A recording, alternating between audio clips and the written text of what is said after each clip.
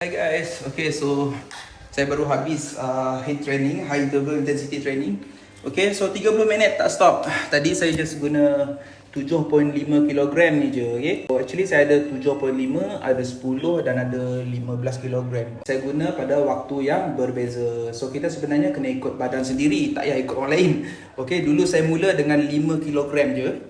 Okay, sekarang ni saya pakai 7.5 untuk HIIT training sebab dia punya rest time sangat pendek. Okay, jadi kita tak dapat ego tinggi sangat, nak angkat berat sangat. Okay, so tu je kemampuan kita.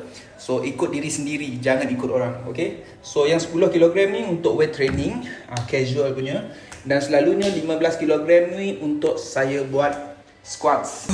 Lega guys, setiap kali habis training, lega. Tengok kawan kita ni, Kang Kis. Okay, dan ni adalah Hussein. Hussein, say hi Hussein sayang. Hussein sayang. Hussein sayang. Lepas tu saya makan ni 6 biji telur, letak garam dan lada je. Tu je guys.